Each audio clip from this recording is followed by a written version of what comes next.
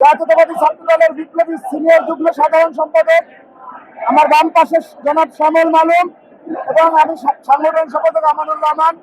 আমরা আজকে জাতীয়তাবাদী ছাত্র দলের পক্ষ থেকে এখানে শহীদ জিয়ার সমাধিতে শ্রদ্ধা নিবেদন করেছি। আমাদের সভাপতি সাধারণ সম্পাদক আপনার আমাদের যেটি ঘোষিত কর্মসূচি রয়েছে নির্বাচন কমিশনের সামনে, ওই কর্মসূচিতে ওনারা উপস্থিত রয়েছেন, যার কারণে ছাত্র দলের পক্ষ থেকে আমরা এই শ্রদ্ধা নিবেদন করলাম।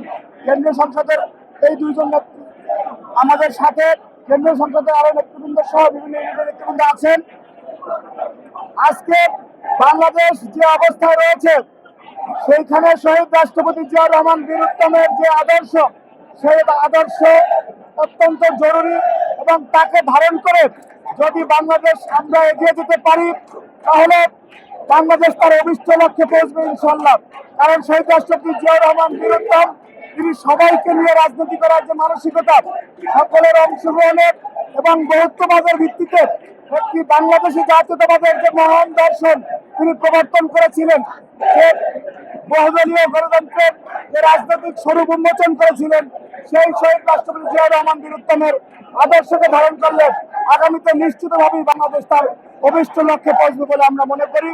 এবং আজকে এই প্রেক্ষাপটে আজকে বাংলাদেশের যে একটি টালমাটাল অবস্থা, সেখানে শহীদ জিয়ার আদর্শ খুবই প্রাসঙ্গিক। যদি শহীদ জিয়ার সেই সকল অংশীদানের ভিত্তিতে যে বাংলাদেশ গড়ার প্রত্যয়, সেটাকে আমরা ধারণ করতে পারি, আমরা বিশ্বাস করি যে না, কোনো ধরনের অপশক্তি, আধিপত্যবাদ বিরোধী আধিপত্যবাদ শক্তি বাংলাদেশকে তার অভিষ্ট লক্ষ্য থেকে বিচ্ছিন্ন করতে পারবেন না। এখন আপনাদের সামনে কথা বলবেন জাতীয়তাবাদী ছাত্র দলের সিনিয়র যুগ্ম সাধারণ সম্পাদক শ্যামল মালুম।